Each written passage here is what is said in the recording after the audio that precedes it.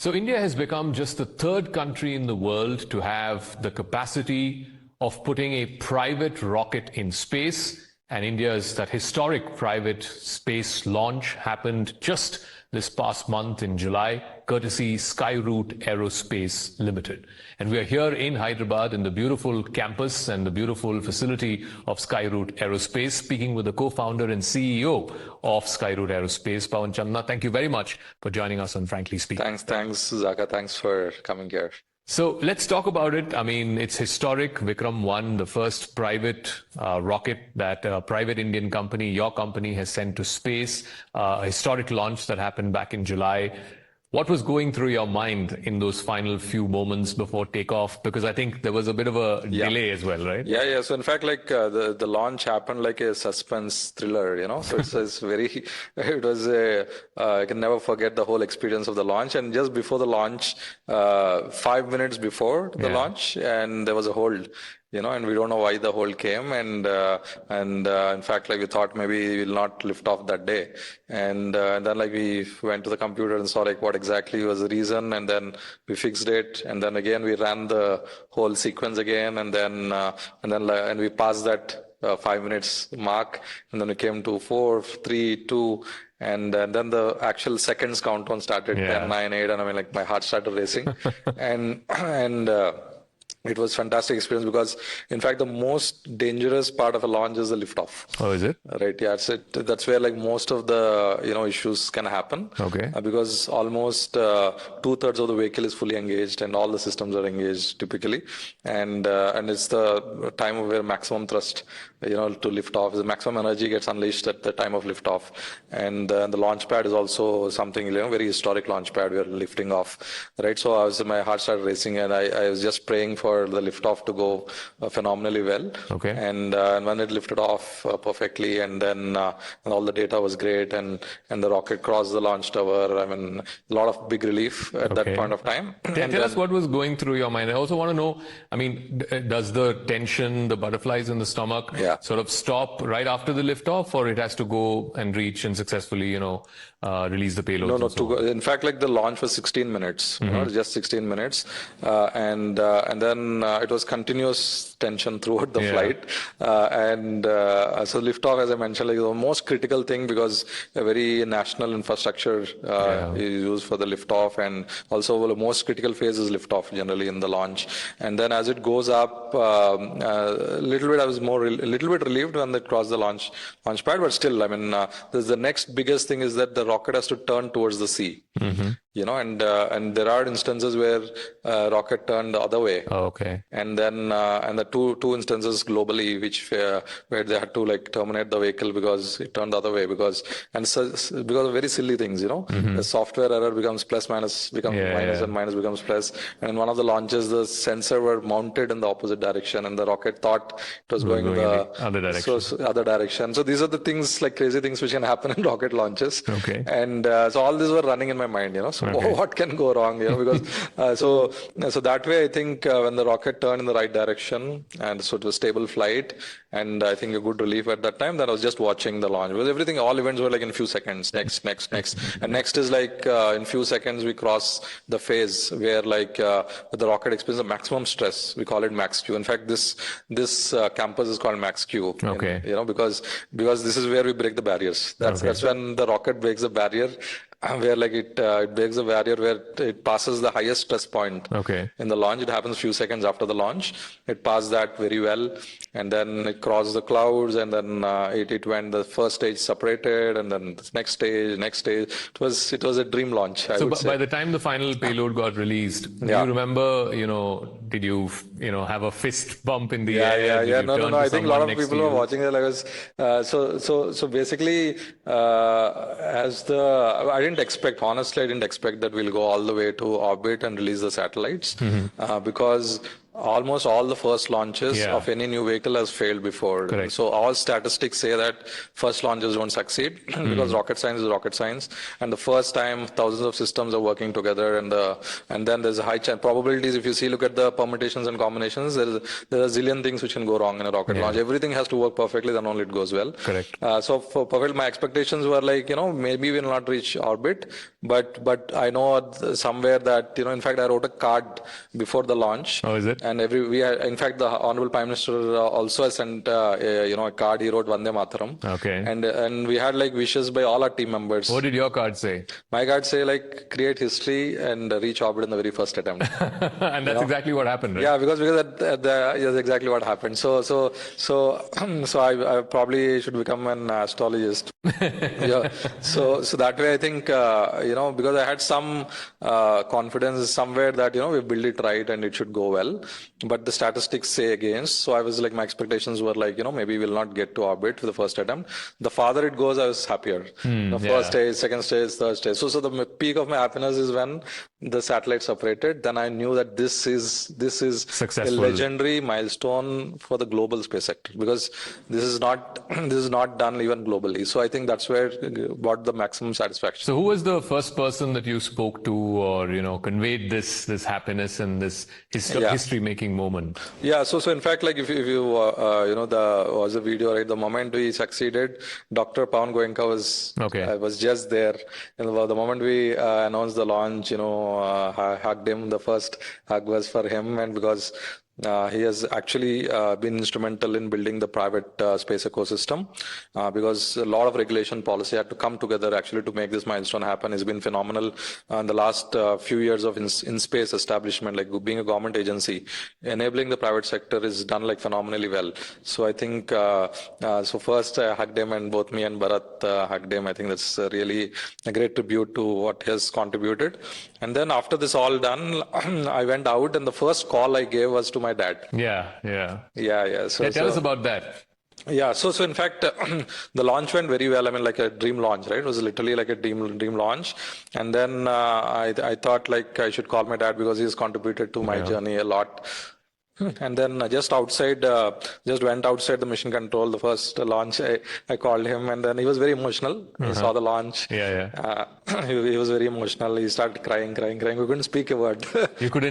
There was no conversation. There was no conversation. Oh, so wow. I understood the conversation really well in silence, and it was good. I mean, it was a very unique experience, and that's it. I mean, I know that he's happy and he's proud. And that's a good first call which went. Yeah, so who was your first investor? Who's the first person who said, okay, there is some spark in this idea, in this boy? Correct. And said, okay, I'll invest some money in this. Correct. So basically when starting Skyroot, like, me and Bharat, like we co-founders, first I pitched to Bharat and he was very excited. We both are colleagues at ISRO. We were like very close friends, and like, we are very complementary skill sets. And then like, we started approaching investors as much as possible. And like, I had no connects, literally even no network, and literally didn't know how to raise capital. I was a pure technocrat. I wanted to build a company, but I have no clue how to do it. And I just Google how to raise, what is equity, what is capital, what is a term sheet, and all that. And then I learned from some fellow entrepreneurs. There's a forum where entrepreneurs can talk to each other, etc. So I learned all that in that process. And then I thought there's no network anyway. So like just created a LinkedIn account and then started like pinging everybody. Oh, wow. Everybody who has an angel investor in their tagline, I message them.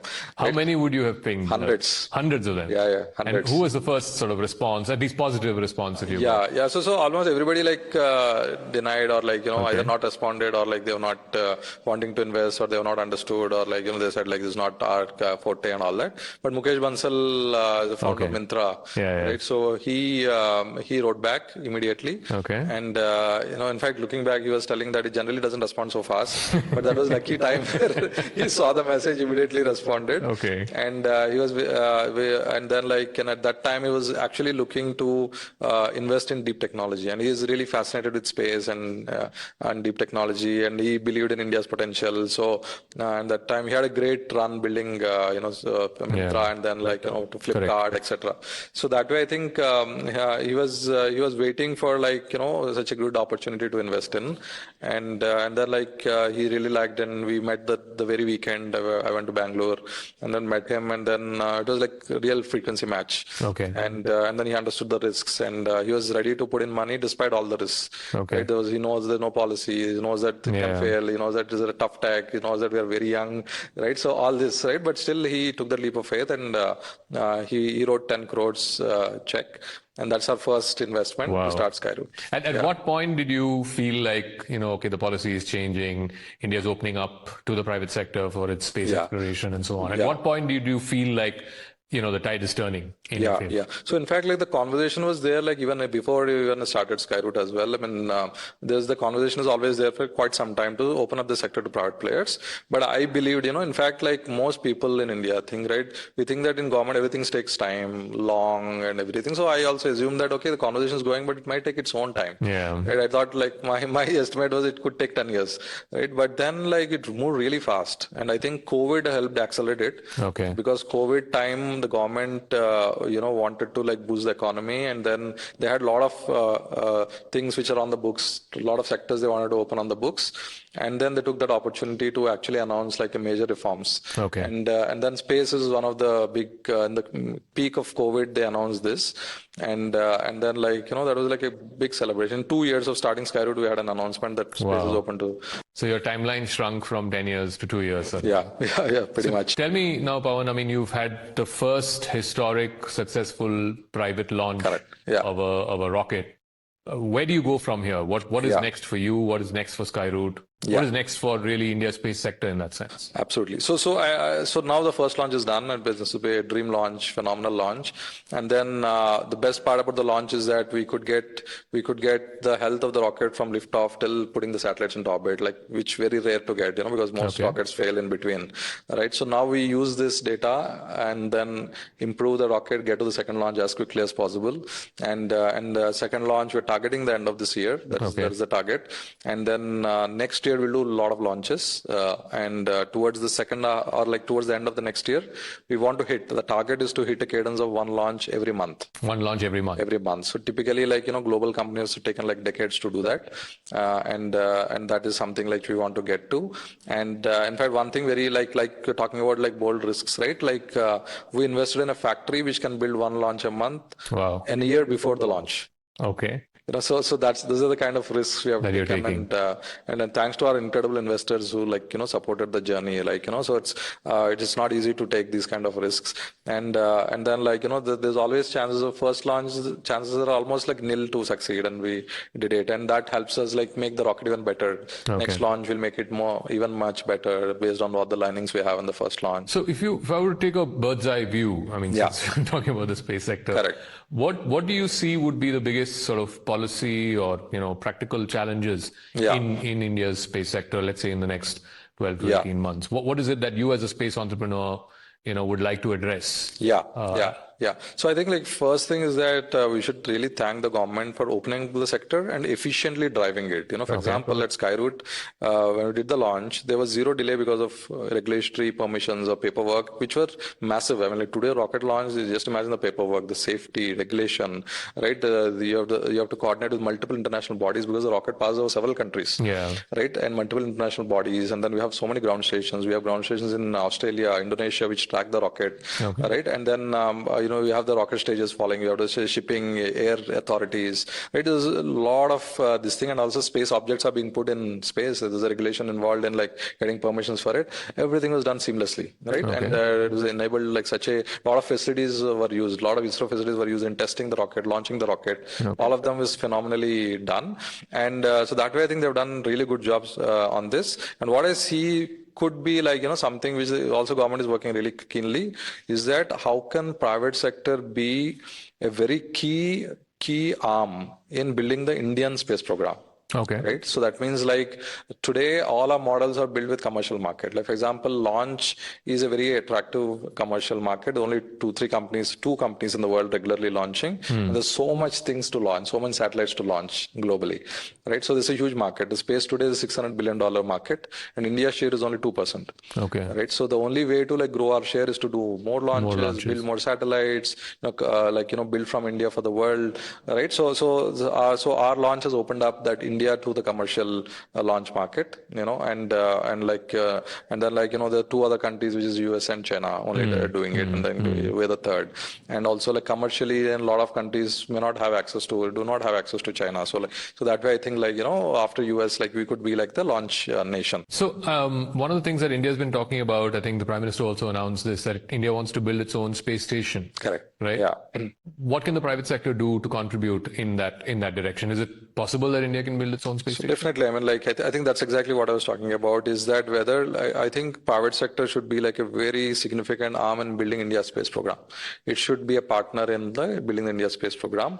It should not be just left to the commercial market, which is attractive enough, which can bring a lot of foreign revenue, creates employment, a lot of benefits. But if you see like across the world, like space companies are like very essential infrastructure for the government space program, right? And that's exactly what I think, like if India leverages that, and our space program can accelerate further. And also our launch is a validation. There's a validation that a private company can like pool resources and do very complex missions and technically capable to even succeed in the very first attempt, right? So that's more like a validation. So that validation, I think, can give government even more confidence to partner very closely with the Indian space program. In that way, definitely, I think we should partner for the building the space stations, launching to the space stations, right? And then like even beyond, even like exploratory missions, human missions, everything, right? So I think like private sector should be like a part and parcel of this whole journey of the India space program. You said after the successful launch of Vikram, the first call that you made was to your father. Yeah. Who was the second call to? I don't remember, but like I realized is that he was so humble. I mean, like I didn't imagine, like private conversation. He was so humble, and he was also like he knows a lot about technology. He knows a lot about space, and he has a lot of passion for India. That he want really the young India to like go to the next level, and that passion I could see. And then that's really why he really this launch, he really appreciated the launch so well, and appreciated that team, and also shows this as a potential for others. Any one person other than your immediate family who's been an inspiration for you? In fact, I'm very deeply inspired by Dr. Vikram Sarabhai. Mm-hmm. Right? Is that why you named the rocket Vikram? Yes. Oh, wow. And we put a beautiful post, on him, and it's a great tribute to him. In fact, that's the reason why we named our rocket Vikram. Mm-hmm. And in fact, I worked in Vikram Sarabhai Space Center. Correct. A lot of Vikram influence everywhere, and because in fact, I believe that whatever he has done in 1960s is true entrepreneurship in the government side of things, right? So, for example, early 1960s, when India, the early 1960s, there's so many problems to solve. Economic problems, so many things. Space was last on may not be in the list, but he said like India should be second to none, and started the space program in early 1960s in such a low resources. Like he bought like a church, very small church, in the shores of Tumba, and I had the opportunity to work in those same shores while I was working. It was very inspirational, right? And he started the church. That's where the initial scientists came together, started building rockets, transported the rockets on bicycles, and did those launches in the shores of Tumba, right? So that's how the space program started. And then like now we went to Mars. We're the first country to reach Mars orbit in the first attempt. We're the first country to land near the south pole of the moon. We have done missions to the sun. We have like big rockets, big satellites, huge successful space program. So what does Pavan Chandna do when he's not thinking about Skyroot? What are your other passions? So I like playing with my kids. Okay. So two very young kids. The smaller one is like 6 months old. Oh, wow. Right. So spend some time with my kids, and I used to like travel. Now it's got a little bit less, but I enjoy traveling as well. What about films, music? Not much. Films, music, sports, all of them. I don't. Yeah. So other than when you're being your tech nerd, aerospace. I like being tech nerd, and I want to be tech. Even when you're at home. with No, I family? just like continuously working, always. So this is like the word I really like is like obsession. I think like obsession is very important. I'm really obsessed with what I'm doing. I Okay. really love what I'm doing. Really obsessed with what I'm doing, and like I really like that moving forward. Like solving problems, moving forward. So launch is over. Now what next? What What's the next? next big thing? What's next big thing? Right. So going after, and you need to get obsessed so that you enjoy the whole process of it. Right. So I've generally been always obsessed with it. When I was in ISRO also, I was like reading all along. I was I remember like going in buses 1 hour every day, to our like work site, right? And then like I used to read research papers, I used to read patents, and it's a part of my journey. Yeah. So what would your one message to the youth of India be?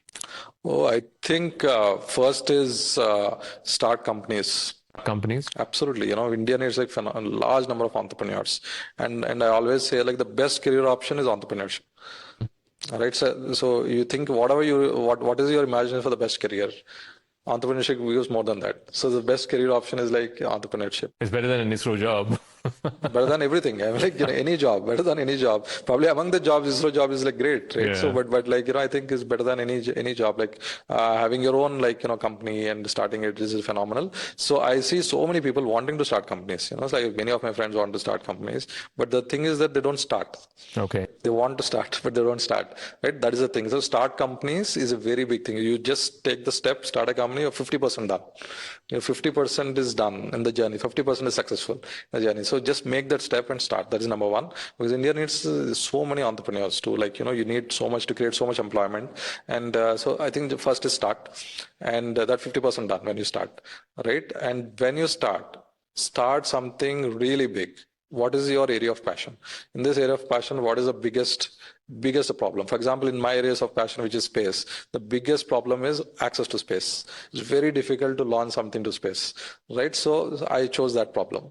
Right, and directly rocket science, so it's the toughest problem, right? So and then like choose the biggest problem. Don't go small step by step. No, directly choose the biggest problem. When you choose the biggest problem, the probability of success increases. Many people think the probability of failure increases, but actually the probability of success increases, because when you choose a big, bold ambition, people would want to work with you. Investors would want to invest in you. Policymakers would want to support you. All the positive energies, support system will come towards you, and the probability of success increases, right? So I think, so that's where like, go after the next big thing. And third thing is that when you go after the next big thing, naturally you'll fall down. You keep falling down. Persist, never give up. Most people give up in the journey. So the most people like give up in entrepreneurial journeys, never give up. Fall down again, like, step up back, and then keep persisting. This is a part of the journey. So these are the three things: start, and then like start the next big thing, and then like, keep persisting. That's it. All right. Thank you very much for this fascinating conversation and for having us over in your beautiful facility here in Hyderabad. Pavan, Chandna, many congratulations, and may there be much more success in your life and career. Thank you, ZAKKA. Thanks a lot for being here. Thank you.